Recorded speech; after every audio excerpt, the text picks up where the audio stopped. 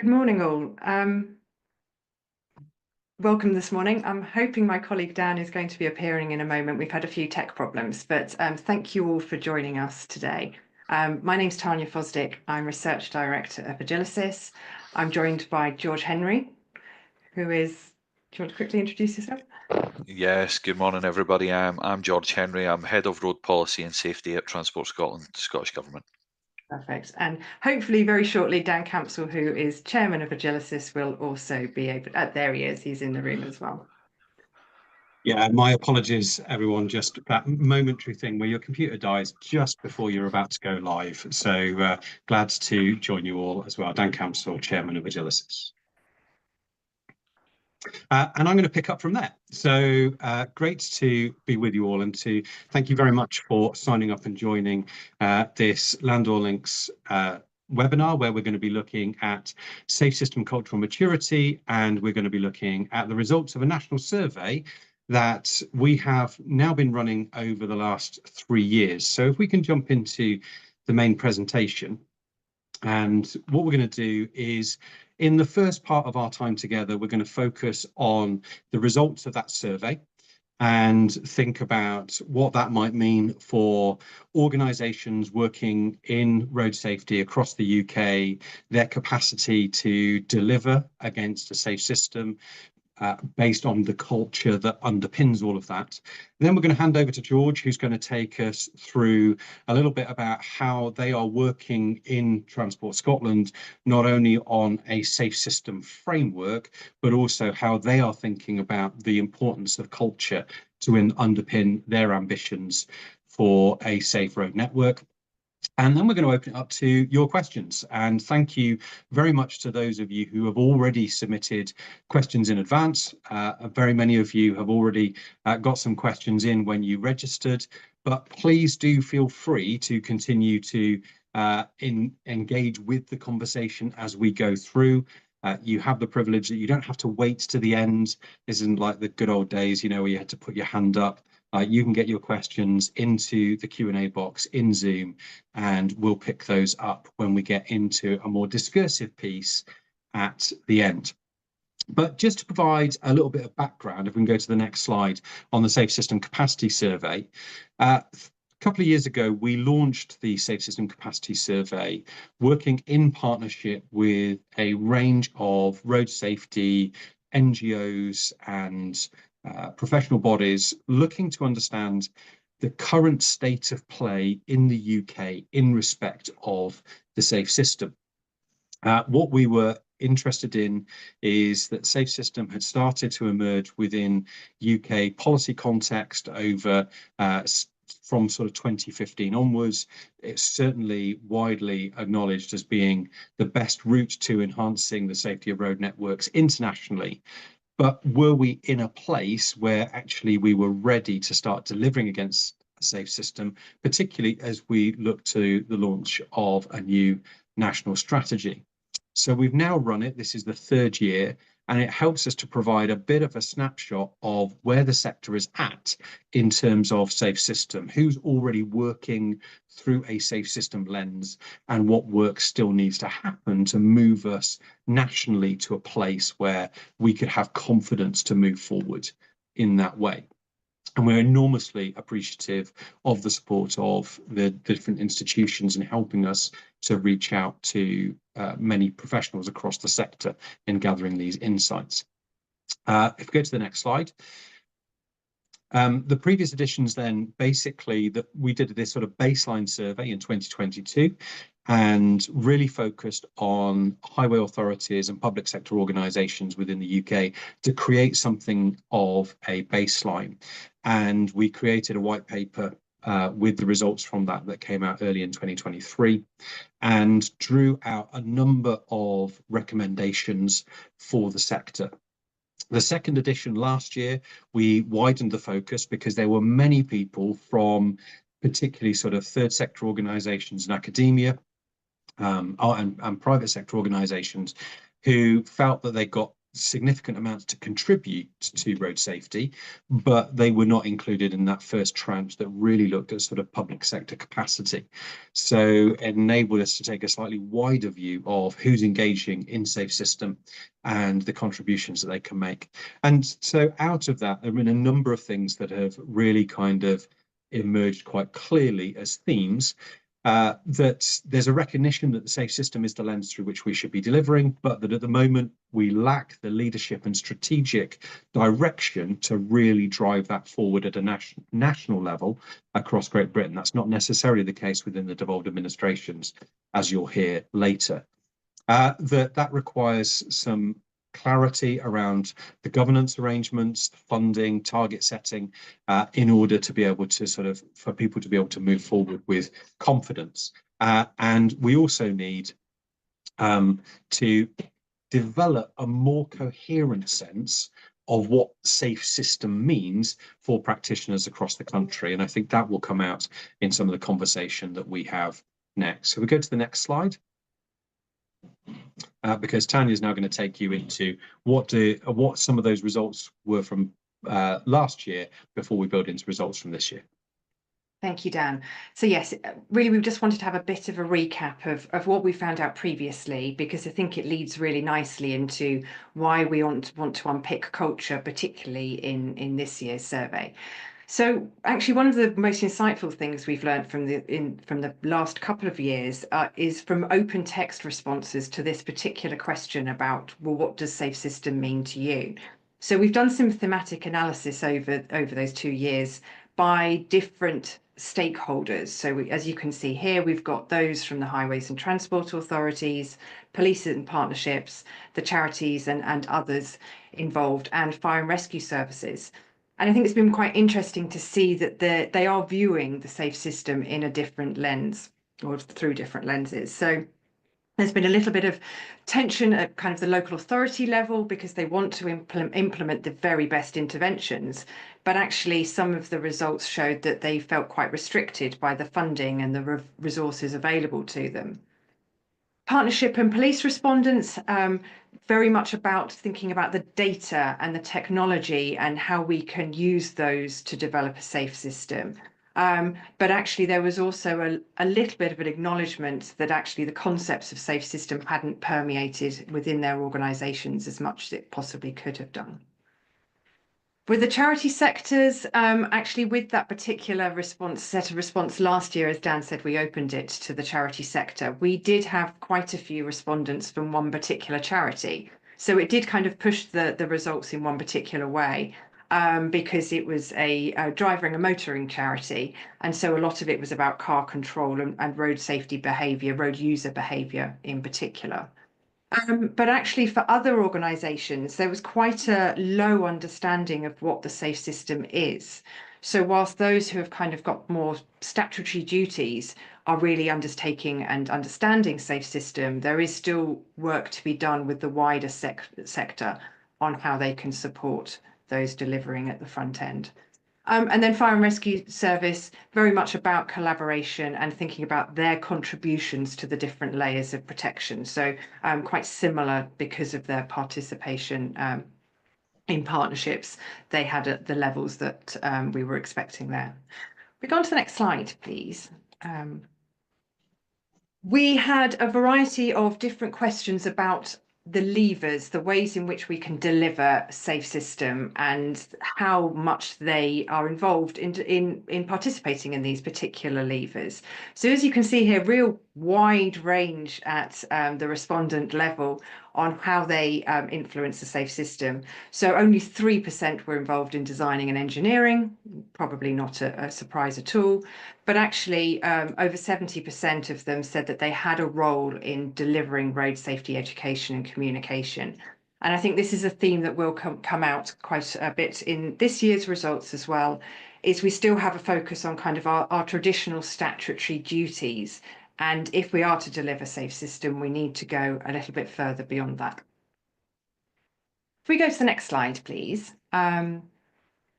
One of the other things we asked in the last couple of years was about actually, how do people ask for support in implementing safe systems? So where would they go and what do they need support in? So as we can see in the spider diagram in the middle of this chart, we've got the areas of the safe system for both 22 and 23, where people really need some more support. So unsurprisingly, investment is actually very high for both years. It was something that, in order to be able to deliver this, we need to invest in this and be serious about it. But also leadership and coordination was consistently high in both years. Standards and training came out in 22, not so much in 23. But you can see there that, kind of, we've got some differing places, including on legislation and regulation. Actually, there was a feeling that wasn't what was needed in order to progress safe system. But thinking about some of the free text on the outside of this this chart, this slide, we've got, kind of documentation, coordination, leadership, and bringing in some of those other organisations who we've perhaps traditionally not necessarily worked with, thinking about vehicle manufacturers and designers. So they've got a massive part to play in this. How do we get them in the room? And at that, I'm going to give back to Dan to talk about this year and kind of culture. Great, thanks, Tanya. So if we go to the next slide, one of my favourite quotes from famed sort of business leader, management guru, Peter Drucker, who talked about culture, eating strategy for breakfast, operational excellence for lunch, and everything else for dinner. What does that mean? It basically means that even if we think we've got the processes in place to deliver against our organizational goals, the underpinning culture that we have within our organizations or within groups of organizations will ultimately determine the outcomes. Because if we haven't created the right culture for those things to succeed, then it doesn't really matter what we layer on top of that in terms of those operational processes and activities. We're not going to move the body of people that we need to move forward, doing the right things in the right way at the right time in order to achieve the right results. So if we just go to the next slide, this is something that has been a developing understanding within just quite recent years around road safety. And we recently contributed to a paper with a range of academics and leading thinkers on safe system strategy, adoption and delivery just earlier this year. And this is a quote that's lifted from the early part of that paper. It talks about the occurrence of death and injury in road use, reflecting the levels of knowledge, skills, experience and will that are present within the management and operation of the road system. And that will piece is important. That's essentially the sort of the driver, the culture that underpins what we're trying to do, onto which we need to layer up those levels of knowledge, skill and experience. And one of the things that we've been trying to explore over recent years and have done so in this survey is that the current culture, the current level of will and determination and ambition that sits within many of the organisations that are working on road safety matters. So we go to the next slide. There's an awful lot of documentation around the safe system and how it ought to be done.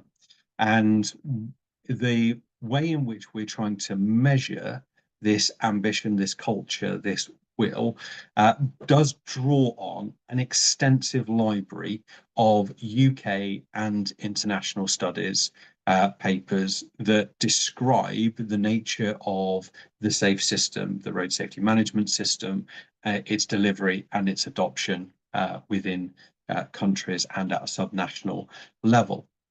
And what we tried to do was, in order to develop an understanding of how we might start to measure the culture that we've got, is to drill through this body of literature and to explore what the actions that an organisation who was really trying to deliver the safe system might expect to be doing. because when you want to measure culture, it's often easier. It can be very hard to sort of measure how people feel, or what that sort of ambition looks like. It gets expressed in how we're delivering. So by drilling through this literature, we identified well over 100 actions that you would expect somebody who was running a safe system to be engaging with. Around about 50 of those came out as strongly sort of significant actions that were repeated across the literature. And that gave us a fairly strong sense of what it means to deliver the safe system.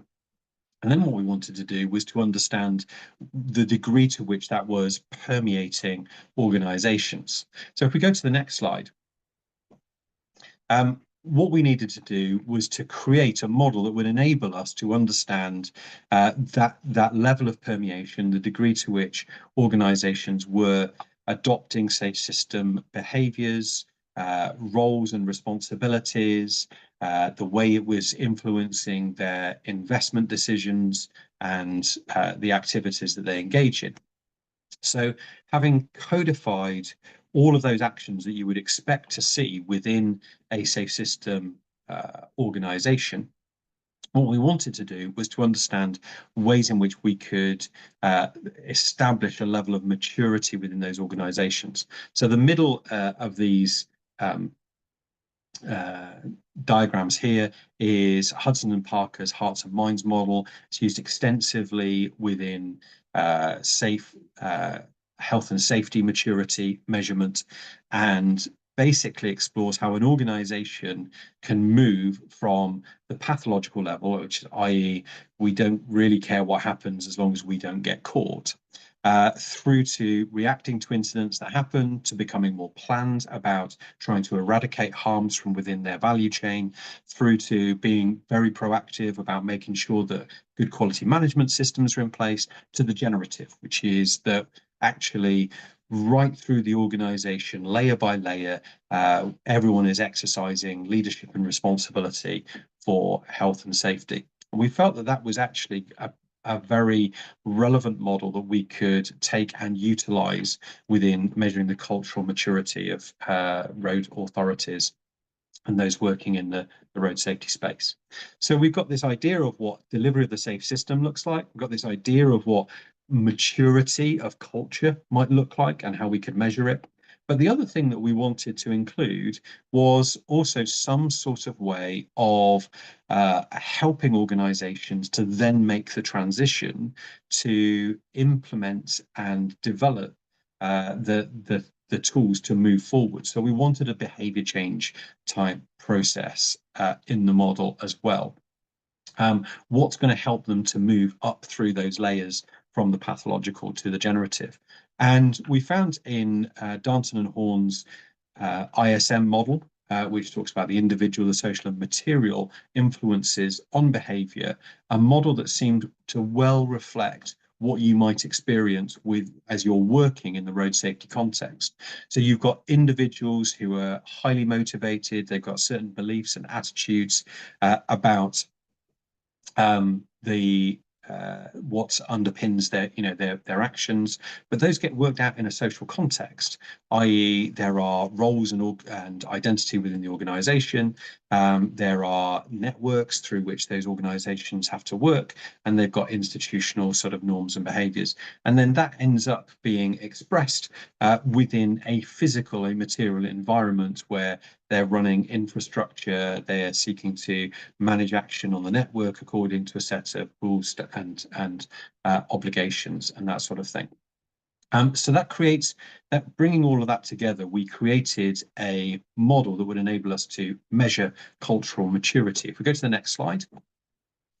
And this is the model that we actually developed a couple of years ago, working with National Highways in England and also testing with some partnerships. And that's really the underpinnings of the question set that we're exploring here today around culture. If we could just go to the next slide. Because the questions that we used were then derived from this piece, where we've got questions that seek to measure the current state of maturity within organizations.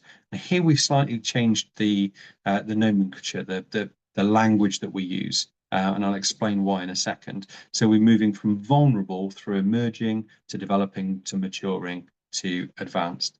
The question set focuses on a range of those elements of the safe system. So whether people are doing actions right across the safe system, so things like the safe vehicles, safe roads, safe road use pieces, post-crash response. Are they embracing all of the mechanisms of change that we see within the safe system? So those are things like the leadership and coordination, standards and training, enforcement and compliance, research, monitoring, and data. And are they delivering some of the discrete actions that we would expect to see within a safe system operator? Now, we've changed the language here from vulnerable through to advanced, partly because we've also been working with some other actors internationally, the International Transport Forum, the Asian Development Bank, looking at how you rate maturity within organizations across the globe. And we wanted to try and land on some language that seemed to work well for a range of different actors within the safe system, not just here in the UK, but internationally as well. But having developed this question set, 22 questions, they allow us to probe the different components of the system, different categories of action, and the state of maturity that different organizations will find themselves in. So we go to the next slide. And here is where we sort of overlap with some of those other international bodies that are doing work on this. So as I said, the International Transport Forum has been doing some work on the sort of national state of policy and practice in terms of delivering against a safe system. They have ended up with a slightly narrower grouping of measures. The Asian Development Bank have been looking at the kind of management framework to deliver a safe system. And then sitting alongside those, the work that we've been doing is looking at the underpinning organizational culture. And we think there's some complementarity between these different ways of measuring maturity for a safe system organization. So if we go to the next slide. And now Tanya's going to start to take you through the results. What have we found from this year's survey?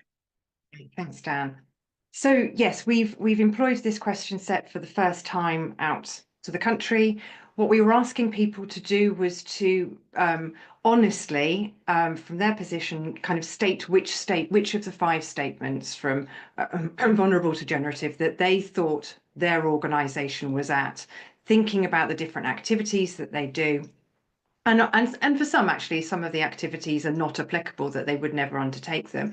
That in itself is really interesting, because if we're going to identify who should be in the room and who does have responsibility or a contribution for these different parts of the safe system, we need to be aware of it. So, as I say, we went out to the country and really, finding out whether or not people are actually embedding safe system at the nuts and bolts level within their organisation, because it's become quite popular in recent years. And what we don't want it to be is kind of old approaches wrapped up with a safe system bow, or just to be a strategy on a website, and it's not actually changing how we are delivering road safety in Britain. So we did have a smaller sample size this year than for the previous 2 years. So we've had 34 different stakeholder organisations represented. We had a bit of a conversation about this earlier. I mean, is it survey fatigue? People saying, well, we did this last year and we did it the year before. Nothing's really changed from my perspective. You know, I probably don't need to take part in this again. It could be that, you know, that they didn't realise that we were looking at it from a very different angle. But also it's a bit of a challenging topic to really drill down into the actions and the attitudes of an organisation. We've got some very passionate people at the individual level, but are they in a place to actually report on what their organisation or partners are doing as a whole? So we're not quite sure what's going on there, but what we do know is we have got a smaller sample to play with than previous years. Having said that, similar to previous years, we've got a large majority or a majority of respondents coming from the Highways Authority. So those with a statutory duty to be delivering road safety are participating in this, with 10% from road safety partnerships and 12% from other organisations. You can see for yourself the final distribution there. Let's get into some of the results and see what we found this year with the next slide, please. Thank you. So what we've got here is a diagram looking at the scores, the average scores across all of those respondents for the safe system components. So the way that we deliver the safe system. We've added road safety management as the 6th component here because actually there are some particular tasks and actions we would want to see in a fully generative, advanced, safe system. So we're in the middle. We've got many of them sat in developing. And if we remember what developing looked like, it was about really starting to embrace the safe system thinking, but acknowledging that there is more work to be done to embed it fully and deliver all of those different actions that Dan identified from the international evidence. What we can see here is that some areas are stronger than others, and this does highlight some of what we found in previous years. For example, safe vehicles, the scores tend to be lower around safe vehicles. Traditionally, those who are delivering frontline road safety have had little involvement in either promoting or influencing vehicle safety. So we're not really very surprised that is at the lower of the scoring here. What we've also got, though, is at the other end, and again, this has been reflected in previous years, is the safe road use is actually scoring the most highly. So thinking about how we influence individual behaviour, that's traditionally been higher in previous years as well. So no real surprises from me in the scoring here.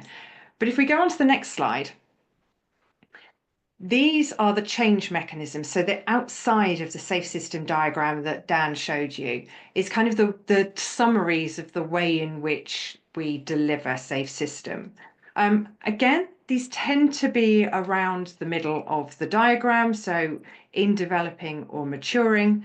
But we still have got some ranges here. So leadership and coordination, legislation and regulation, and enforcement and compliance are all just at the higher end of the averages there. The lowest score, which as a research director disappoints me a little, is the research monitoring and evaluation one. So we need to do better there and kind of embed research and data and measuring what we do a little bit more. But I think what we've got here is because we've got these averages across multiple organisations, we need to do a little bit more to unpick what's actually going on. So these next few questions, actually, we're going to look at the proportions of respondents who selected vulnerable all the way through to advanced, because I think it helps us to see the kind of bigger picture. It's probably not a surprise that these averages are bang in the middle once we get onto the next few slides. So if we can go to the next one, please. And we're starting with road safety management, and these are the questions related to what we would expect in an advanced safe system in terms of management. So each of these have got 5 statements assigned to them. And we've got some real mix here because, we've got some questions where actually people are scoring quite highly. So things like, where are we? The how do we influence legislation and regulation? This one surprised me a little bit because actually the statements relate particularly to vehicle technology, but actually people were saying that they are able to influence those. So that's really positive. We've also got some more mature, the higher percentages around learning how to implement safe system approaches. So the training and kind of knowledge base is increasing around it. And also about impacting on the actions of their organisation. So this one was really about how embedded the safe system is in everything they do.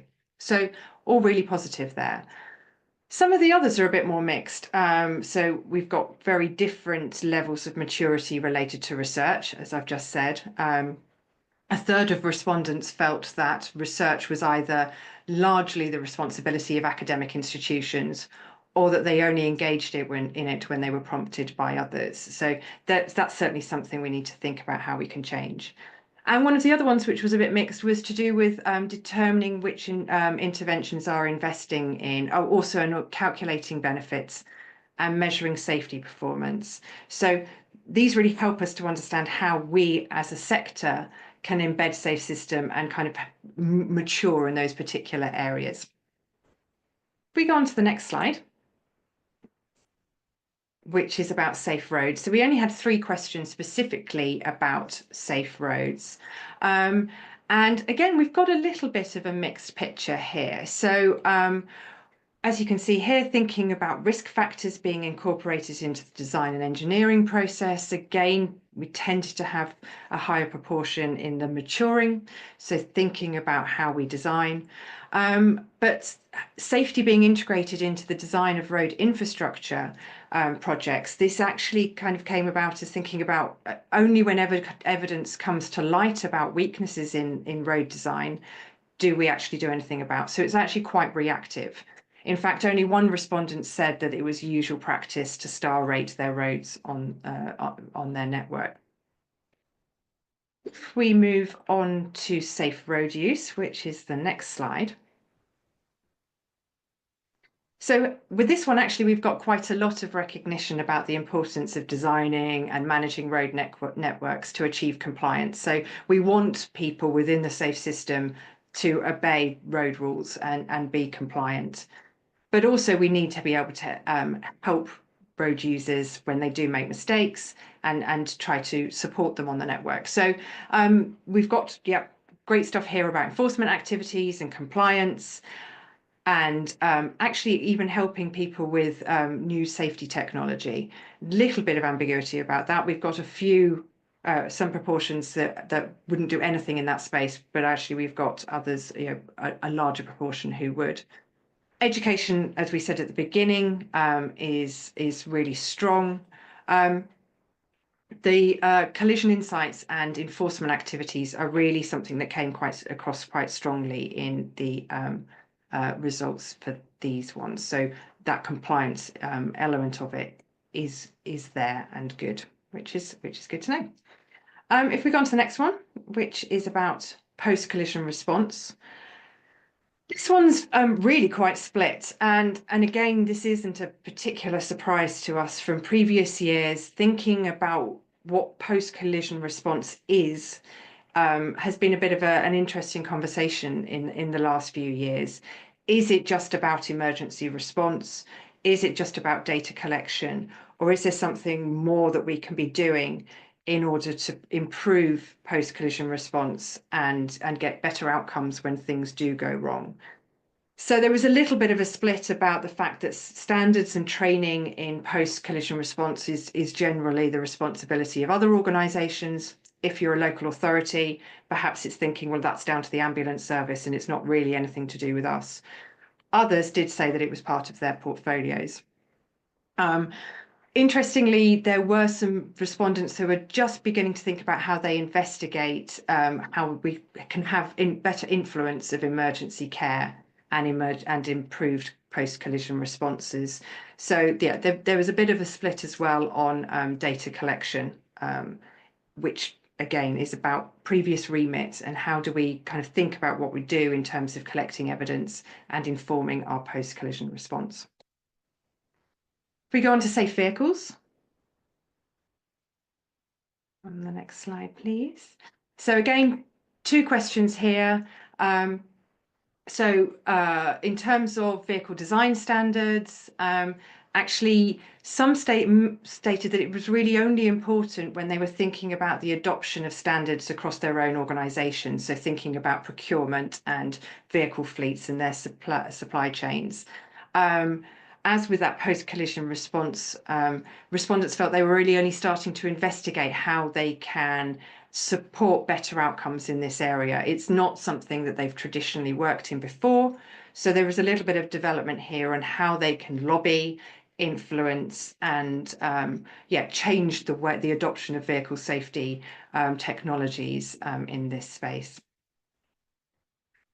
And then if we pop onto the next one, please, which is about speeds. So actually really positively here, lots of recognition around the interaction between the physical and visual aspects of network design so that people know what appropriate speeds were.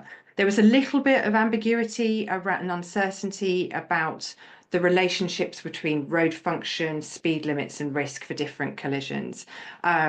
What we see here is that actually reviews are largely done on a site-by-site basis, rather than thinking about having an entire network which is intuitive and telling road users about the speeds we expect because of the different demands on that part of the network. But actually many did recognise that speed and safe speeds are a shared responsibility, although some felt that actually it was the responsibility of national policy or policing authorities. So it kind of, where does that lie, did differ according to the different organisations. So that was a whistle-stop tour through the results. I'm going to stop talking now, but I think we'll pass. Well, Dan, are you going to kind of lead into George's presentation? Is that Yeah, what we do? sure. Thank you, Tanya. So, yeah, as Tanya's just said, I mean, that helps to present a little bit of a sense of what's coming out. You hopefully can see the applicability of some of those culture questions because they start to delve a bit deeper into some of those key components of the safe system in terms of its operation. So have we got the right leadership in place? Have we got how is the research and evidence starting to feed into the work that we do? And I'm sure we'll start to pick that up in questions because I've seen a couple of questions begin to come through along those lines. But for now, what I'm going to do is hand over to George Henry from Transport Scotland. He's going to talk a little bit about the work that they are doing and why culture is important. So George, over to you. Thank you very much, Dan, and pleasure to be here and nice to meet everybody. So for those of you that don't know me, I'm George Henry. I'm Head of Road Policy and Safety at Transport Scotland, Scottish Government, as I mentioned earlier. And in my role at Transport Scotland, I was responsible for seeing out the road safety framework to 2020 and then developing our new road safety framework to 2030. Could you go through the slides, please? So today I wanted to give a bit of a flavour. Many, I think, from looking at the list of attendees may not know too much about the road safety framework, so felt it would be useful kind of setting the scene, what was our thinking and how we developed our framework and what was included within it, and then leading into how we embed the safe system within Scotland and changing that culture. Next slide, please. So as kind of Dan's already alluded to, the safe system approach to road safety is deemed as international best practice. And when we developed our road safety framework, we done that alongside our road safety community and our key stakeholders. We reviewed many kind of road safety strategies right across the world and identified some of the points that we would like to concentrate on within Scotland after analysing what our key priority groups and what our problems were. We wanted a world leading vision, something that people could relate to, aspire to, and show strong leadership in terms of how we want to move forward with road safety in Scotland. And that vision was for Scotland to have the best road safety performance in the world by 2030. And that is supported by a long-term goal of Vision Zero in 2050, where nobody is killed or seriously injured on Scotland's roads. The road safety framework itself is a strategic document, a strategic policy document where it is 5 strategic actions that are based around the components of the safe system that you can see around the outer wheel. Next slide, please.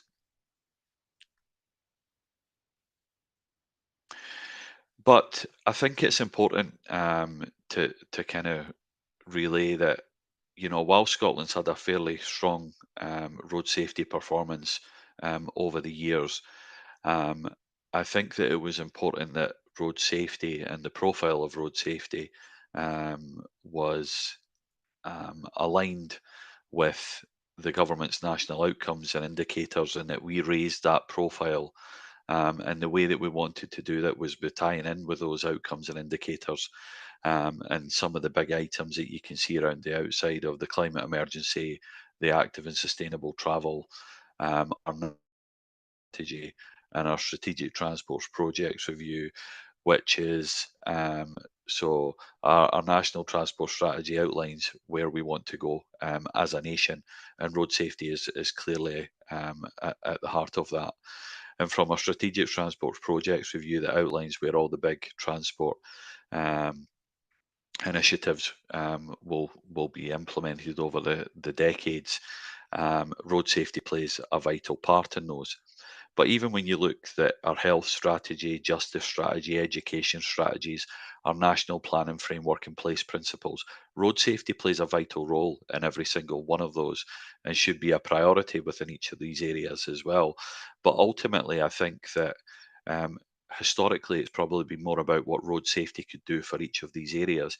And we flipped that on its head this time by it's certainly a two-way street, and that road safety, each of these areas should be doing their bit for road safety as well, and that's what's something that we've tried to ensure through our partnership working within government and our partner agencies. Next slide, please. So we went to a public consultation with 10 strategic actions, and we took on board the comments that were raised through the consultation, and we added in 2 strategic actions to better draw out engineering and inequalities, and particularly align with the government's aspirations around child poverty, etc.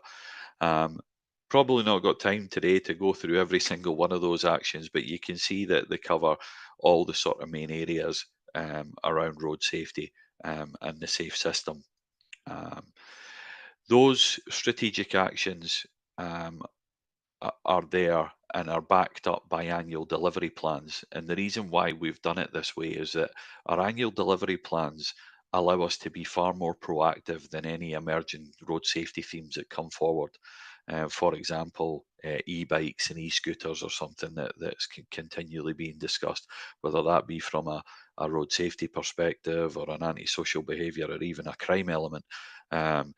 It allows these annual delivery plans allow us to be adaptive.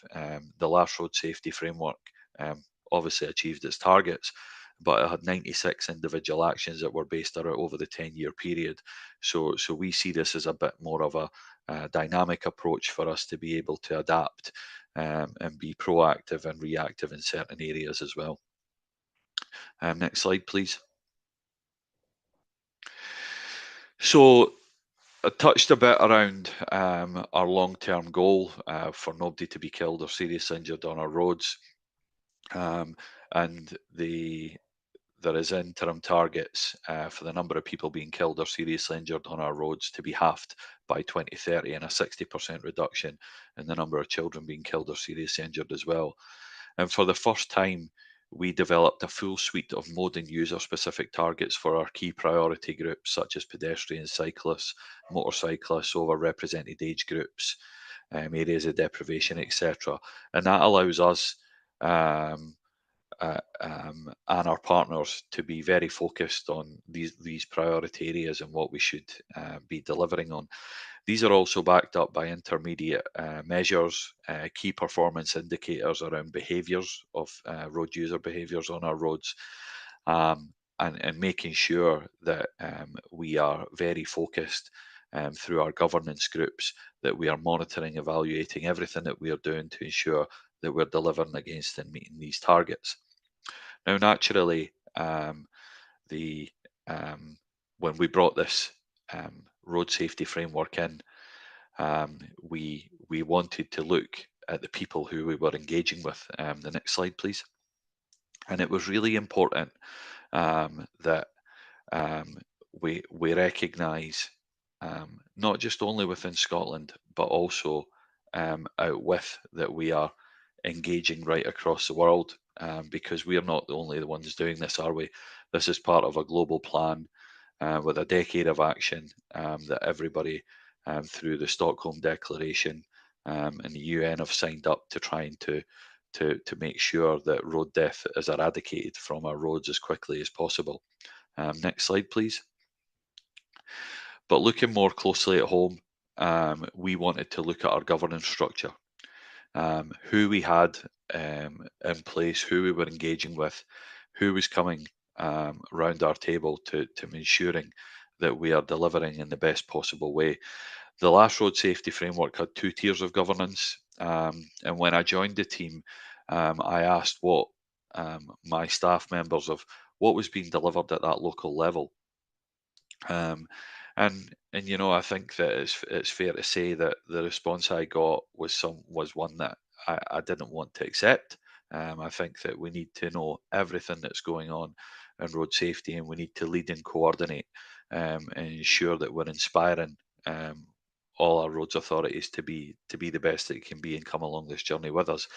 Um, so we looked at that governance structure. The strategic partnership board, which is the highest level of governance, remains, and we looked at the people around the table on that. So we have heads of emergency services, the COSLA, who represent our local authorities within Scotland.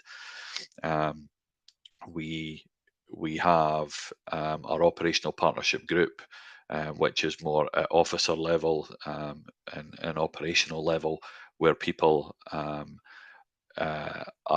from motoring groups, active travel groups, emergency services, policymakers, educators, marketeers, etc., are all around that table. But we've also revised that so affiliate members can join us to discuss pertinent issues when they come on board. And then we implemented new local partnership forums. So the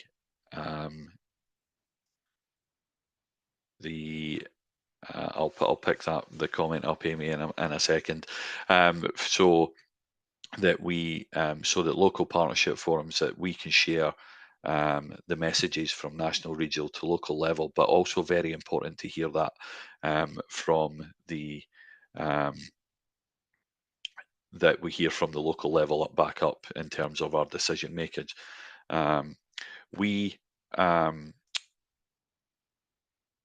There is a number of road safety groups that are there in place at this present moment in time at that local level as well. And it was important for us to review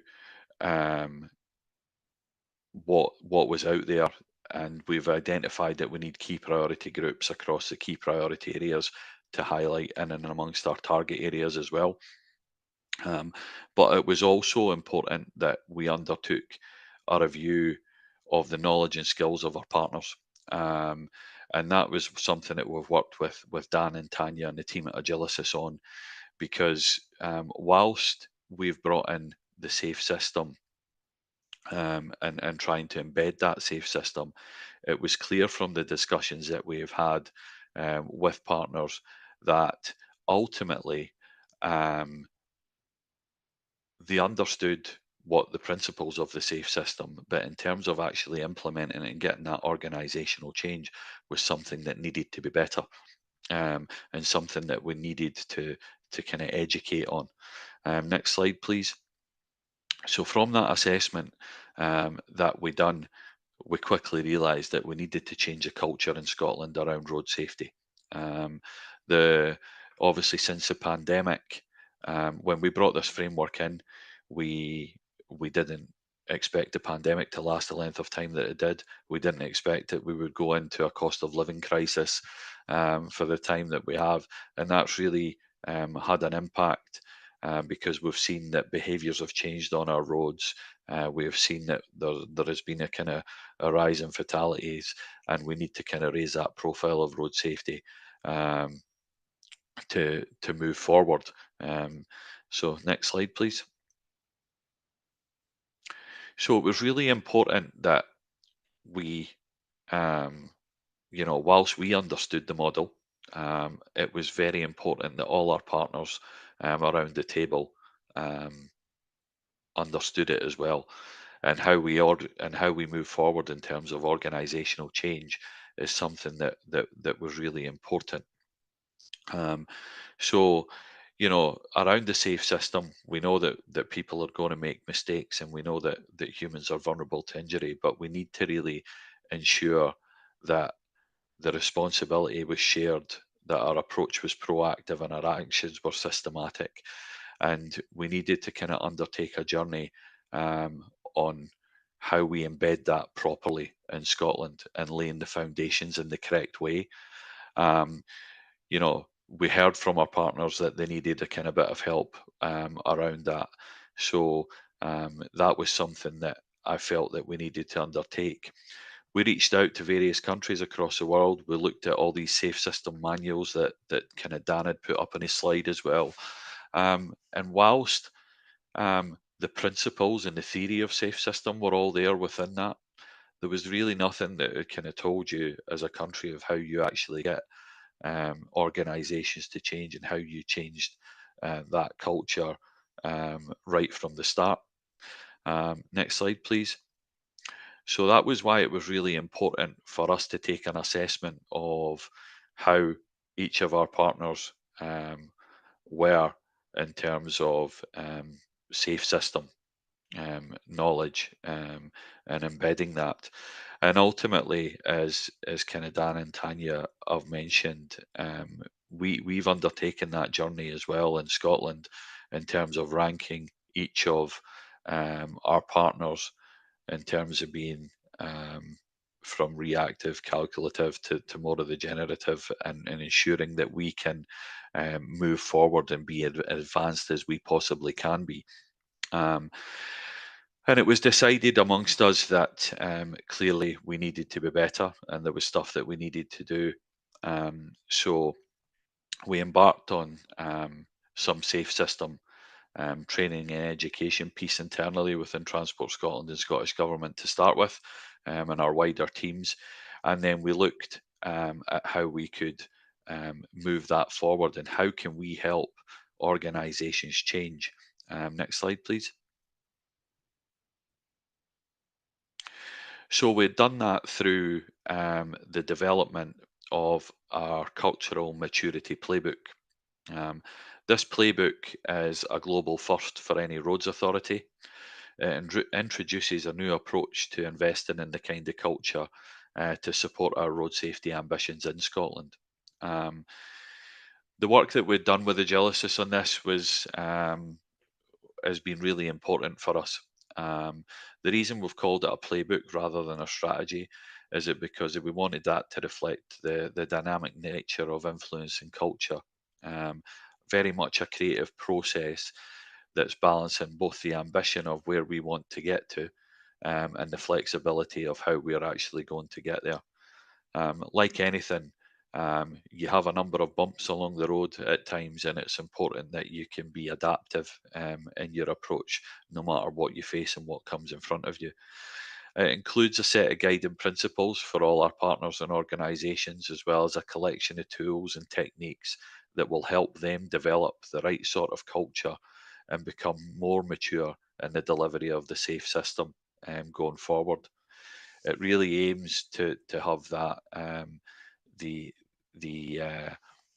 structure to allow them to be creative and flourish as they move forward in the journey of kind of embedding the safe system in the right way.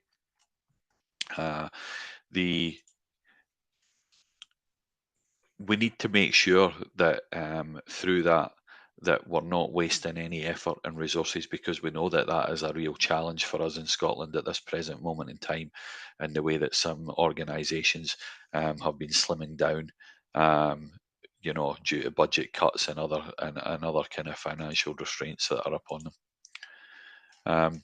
The next slide, please. So, because obviously Dan and Tanya have touched a bit on the ISM and the cultural maturity model, I won't go into it and go over sort of old ground. But from a cultural maturity perspective, that's something that we've brought in through the playbook as well. That obviously the model delineates the kind of key stages of construction, application and operation, and it mirrors the ISM models of the individual, social and material stages to bring about that cultural shift.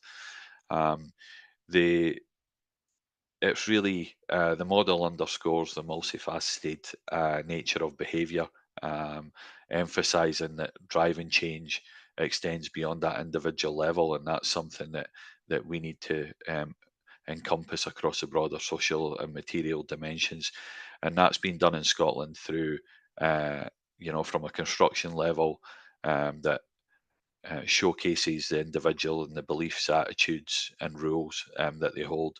But to bring in the change at individual level, it's essential that they're motivated to bring in the safe system culture and believe in the same things that we have through our road safety framework. And applying that, that we need to bring that cultural shift. It's more than just about the beliefs and introducing and inducing motivation. It also involves reflecting the language and the symbols that we're using through that to ensure that we are consistent in our approach in the way that we try and get those change mechanisms in place and that change can be reflected. So, for example, um, as leaders, if we do not value the safe system and don't symbolise that culture, then it's going to be very difficult to get change. And that change will be restricted as we move through our journey. So that's something that we've really tried to target going forward. Next slide, please.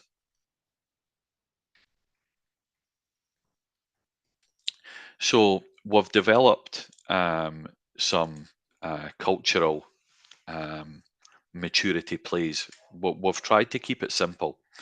We've tried to keep it simple so that people can understand it and kind of relate to that. And we've done that through the ABCD of developing culture.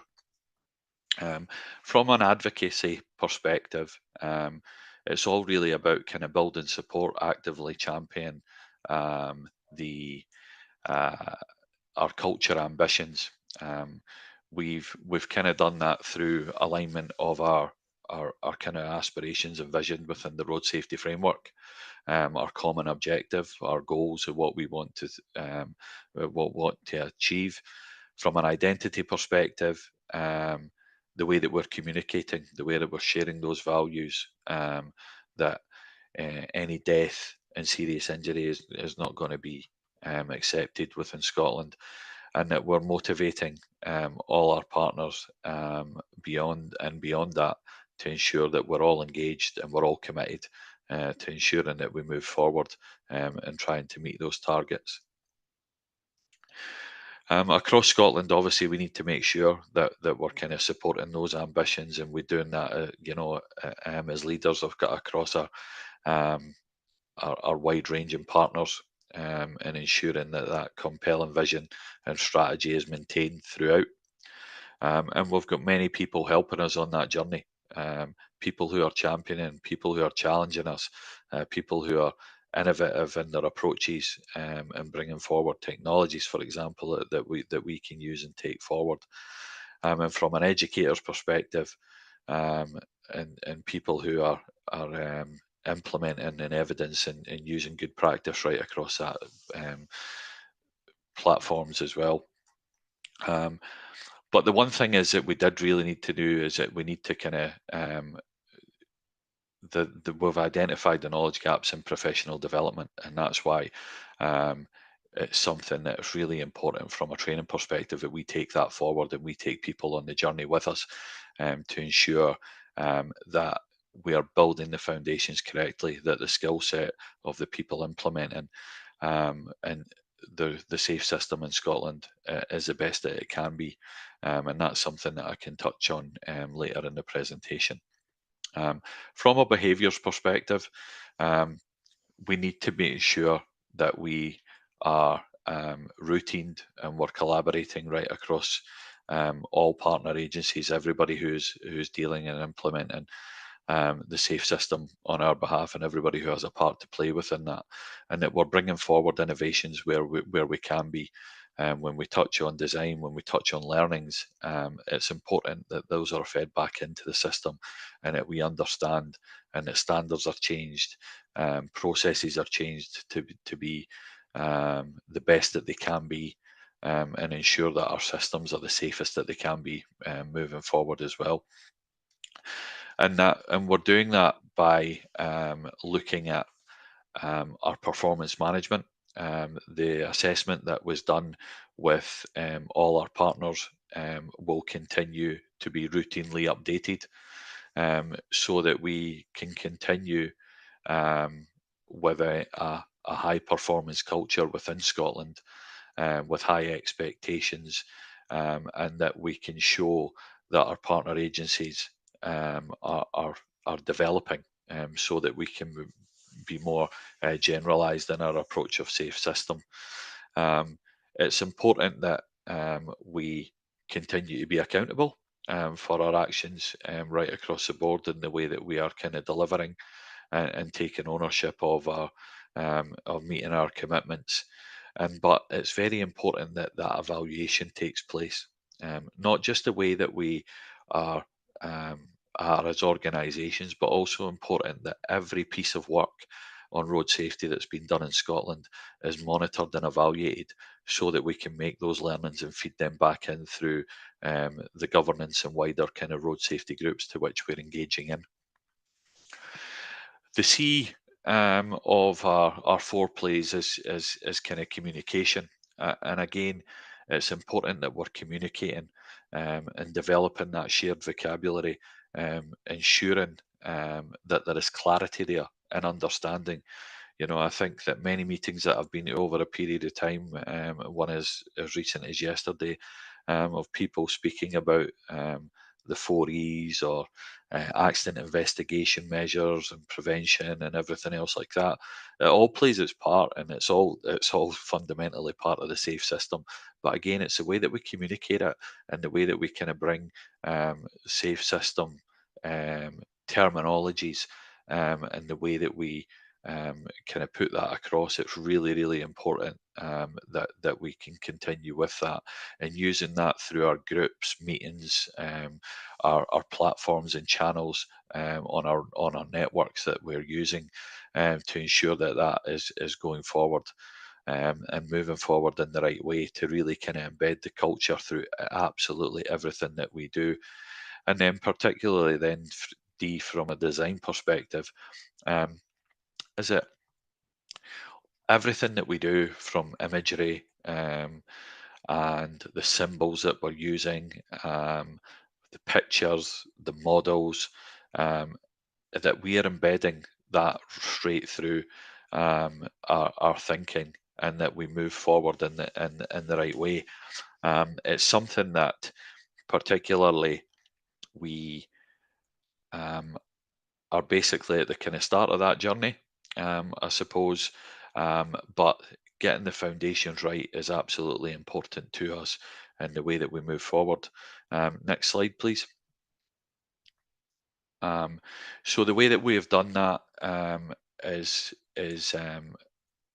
and moving forward is vitally important through the setting a training and education platform for all our partners.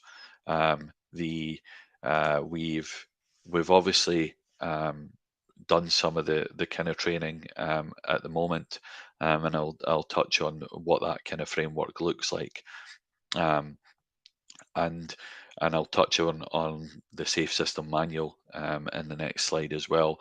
But particularly from a performance analysis perspective, we are looking to review our current data landscape. We will be developing a Safe System data catalogue that will then be regularly updated through our data working groups, so that we can show that we are sharing the best information and data across partner agencies, particularly where there are some gaps from an analysis perspective. Next slide, please. So our national training has been rolled out to 500 partners between now and summer of next year. It's a mix between in-person and online training. It's blended between full days and half-day sessions, depending on your role within the SAFE system. The people that are involved are all across our road safety partners, so policymakers, marketeers, educators, engineers, standards, how that relates to the design manual for roads and bridges, the people undertaking work on our trunk roads, local authorities, motoring organisations, active travel groups, emergency services, better building relationships between public health and National Health Service. But we've also offered a specially tailored training course to all MSPs within the Scottish Parliament on the SAFE system. And how do we get that fully embedded is something that we want to take forward with getting a CPD accreditation. And we are also developing the very first SAFE system manual for practitioners. So going back to many years ago when you done your kind of ROSPA road safety engineering,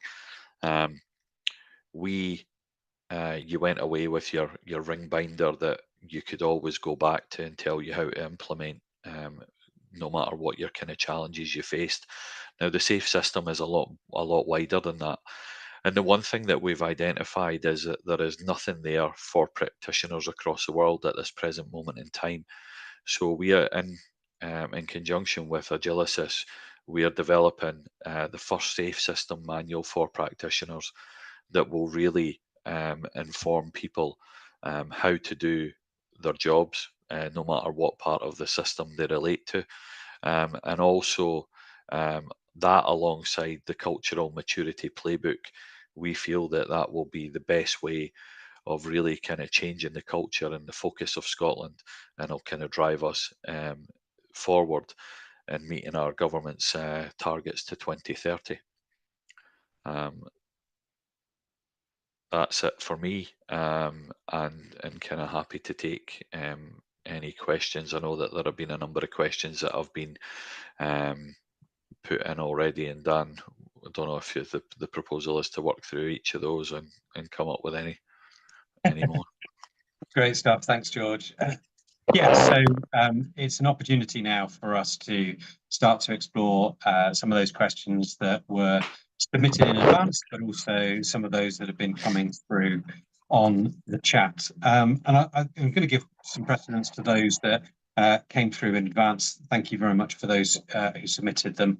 But we have got a good number of questions to go to. So Tanya, if you want to come back on camera, I was going to throw the first one in your direction, which was just a question about whether you were surprised by the results or not, and sort of what that might mean in terms of how it informs delivery moving forward. So, I mean, I suggested a few times in the presentation that I'm not sure there were massive surprises in there. I think it did echo a lot of what we'd found from previous years, and because over half of the respondents were from local authorities, the more mature elements of the responses were for road user education and road design, and also for speed limit setting. They've always been there and have been in the other surveys. So not massively. I think the thing that did surprise me the most was under that road safety management about the adoption of safety legislation, and how there were some more mature scores there about their ability to influence. And I think that's super positive, because previously when we've been talking to local authorities, partnerships, they were at a bit of a loss of what to do in the vehicle space in particular. You know, the vehicle manufacturers are led by international guidance that has got nothing to do with us at a local level. And so the fact that they're starting to see that they can have influence in the system beyond their traditional direct responsibilities is super positive. So let's have more of that, please. Oh, you're muted. Sorry, schoolboy error. One of those things that we often talk about, isn't it, is the importance also of advocacy, George, that comes out in the culture playbook, that even if you don't have direct responsibility for a particular aspect of standards, of regulation, of legislation, etc., it's still nonetheless important for us to be building consensus and shared ambition to say these are things that actually we could be doing better if we want to deliver on the safe system. And I know certainly from Scotland's perspective that advocacy around matters which are otherwise reserved has been a key thing that you've been putting ambition around.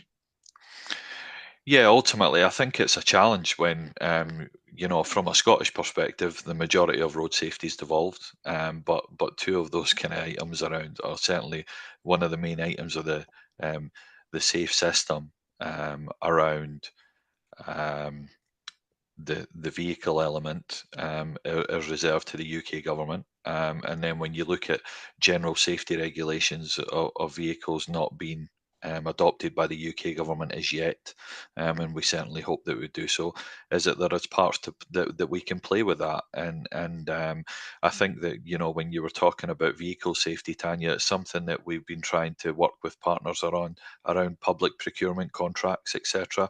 I think that we've been very focused on climate, and rightly so. That when you look at the emissions of vehicles, but um, from other business discussions that we've been having, and then with our kind of partners around public procurement contracts, and when they're doing vehicle safety, has it got the highest level of safety features in those vehicles? So there is some parts that we can play, and it's kind of probably opening the vision and the minds to try and advocate in those areas, and try and influence where we possibly can to bring forward um, better safety within the vehicles that we're using in the day-to-day business. Yeah, great, thank you. So one of the other questions that came in advance was, should there be more focus on accountability for harm caused by the design and management of roads and streets? Actually laid into a question about, should there be more of a sort of public inquiry type approach? Tanya, I was wondering whether I'd throw that one to you and then come to George, just to talk a little bit about what Scotland are already doing in that space. Yeah, more in-depth learning, I guess, is the heart of the question. Definitely. And I think it's also an acknowledgement of that fundamental principle that responsibility is shared. So we need to move away from investigating, which obviously the police do have to do, to understand if somebody needs to be prosecuted, has a criminal act occurred.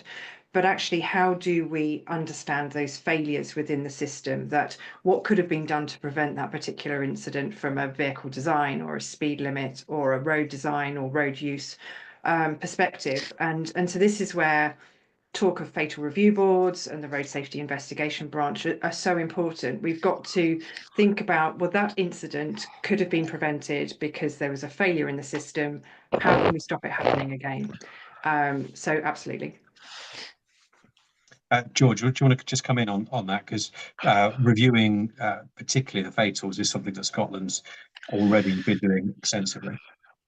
Yeah, so from our perspective, we know that it's unacceptable for people to die and be seriously injured on our roads, and we're trying to eradicate that. But I think that the way that we learn from why these collisions occur, there's multiple contributory factors, and whilst road user behaviour is fundamentally one of the kind of biggest things, that whether it's people make mistakes or otherwise, shouldn't really, you know, it does happen, but we don't want them to be killed or seriously injured as a matter of that. And one thing that we did do is that we undertook an in-depth fatalities research of every fatal accident that occurred on Scotland's roads between 2015 and 2020. To identify what was the real causations. So when the police have done their full investigations and all that information that's there, how can we learn from that data? What can we take from that? What changes can we make to our road safety management, our maintenance, or design, or otherwise? Whether that be speed management, there'll be various different, but obviously parts and components to that. And learn from that to try and make sure that we eradicate that. So there was 93 recommendations came from that report. We are working our way through each of those recommendations, because some fall to various partner agencies. And that's something that we are tackling at this present moment in time. I'm also pleased that the report is being updated to 21 to 23, and will continue to be. We have committed to working with Police Scotland and have an analyst in place that every fatal accident on Scotland roads will be forensically looked at to see how we can try and learn from that and eradicate them in the future. Yeah, brilliant. So just picking up that learning piece, Tanya, a couple of the questions that came in, both from Adrian, but also from Amy, talked about how do we ensure that research is translated for practitioners, i.e. taking from the peer-reviewed literature and making it more accessible. But also Amy asking about, sort of, is there generally a lack of confidence? Is that all a bit scary for many practitioners, and therefore that making it hard to embed? You're a research director, right? Yeah, I am indeed. I think they are two sides of a coin that hopefully we can start to address together. So I think from my experience helping practitioners with evaluation, etc., yeah, I think it can be scary because they're very passionate about the things that they're delivering, and actually having it scrutinized, judged, and potentially told it's not as effective as they think it is obviously something that can be challenging.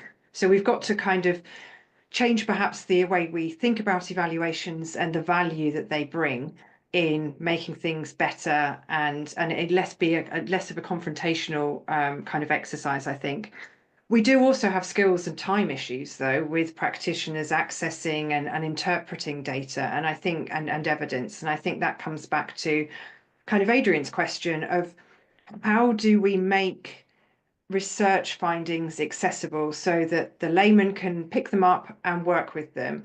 Obviously, an awful lot of research is written for journals. It's written in academic language. There's an awful lot of pressure in the academic world to finish a project and then start writing bids for the next one, and kind of moving on. That dissemination piece can sometimes kind of fall through the gaps a little bit. So with my road safety trust hat on, it's something I'm super passionate about because we've got some amazing work that's being funded. We really need to get into the hands of the practitioners. So I think we need to think about where we're putting research, in what formats, and making it easy for practitioners to use. I think we need to be writing in plain language.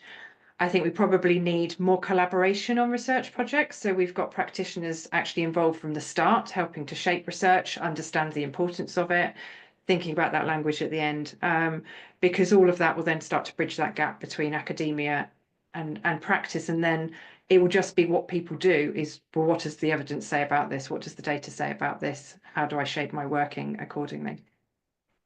Yeah, I wonder, I'll just make a couple of comments myself, and then I'm going to throw to George in a second. I think one of the things that I've tried to labour a bit over the last few years is the need for interdisciplinary approaches. So I think we've had this sort of tendency to expect the road safety practitioner to kind of manage an end-to-end process, from understanding the nature of the problem, doing a needs analysis, to resolving what the necessary interventions might be, maybe even coding the behavior change techniques that are associated with that, delivering it and evaluating it. And they're expected to do that across multiple modes and different road user groups and different segments of society and all of that sort of thing. And if we're going to do this and do this well, it requires us to have a much more interdisciplinary approach to the way in which we tackle road safety challenges, because some of those things do require sort of advanced analytical skills. Some of them do require social research skills. Some of them do require, sort of marketing communication skills. They don't all reside within one person or often within one team. And so we've got to take a more mature approach to the interdisciplinarity of it. But also I think we do need to upskill the profession to understand how to do that and how to do that in an effective way. And I think that's where I was going to sort of move over to you, George, which is the manual, bringing together some of that evidence in digestible format is a key aspect of the ambition that you've got in Scotland.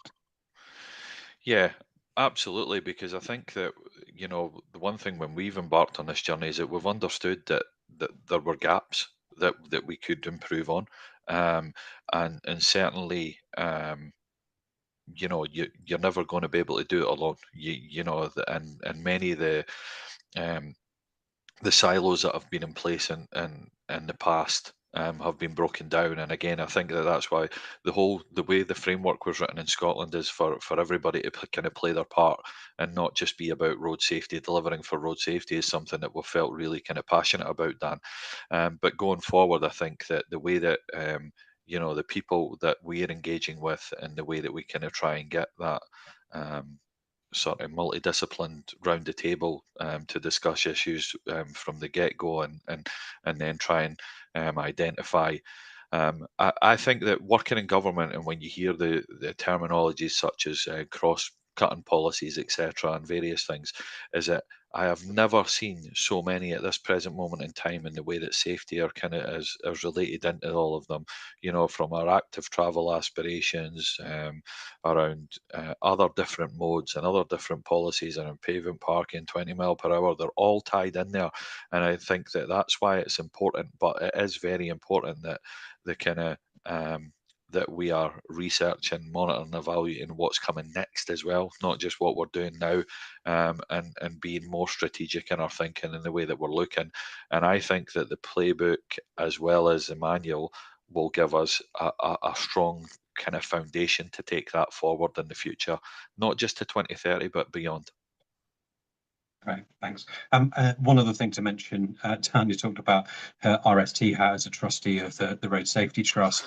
One of the other responsibilities I have is a trustee of Road Safe, and we are also looking to develop some more material in terms of road safety, a safe system knowledge exchange. So there'll be some additional material that will become available through that. I think there's a great deal of work across the country from many of those organisations that we talked about right at the start of this webinar, who are ambitious to try and help the sector move forward.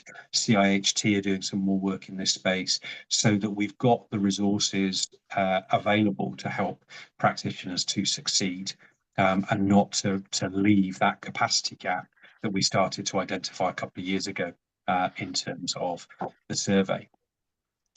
So another sort of quite challenging and thought-provoking question that came in advance from Adrian again, actually. In travel behaviour, he asks, away from the motor vehicle use, we've sort of had a focus that attitudes will follow the behaviour change, whereas in road safety, we often assume that we've got to shift attitudes in order to get the behaviour change. Is that a way for us to be going in terms of road safety? Tanya, I wonder whether I could sort of throw that one to you first. I've got probably some comments to add as well, but to sort of tee that one up. I mean, absolutely. I think we've quite traditionally had a focus on road safety education. We've seen that in the results, and the idea that if we can increase knowledge and improve attitudes, then behaviour change will follow. Actually, behaviour change is much more complex than that, and that's why we've got all of those different levers available to us within the safe system. Road design changes behaviour, vehicle design changes behaviour.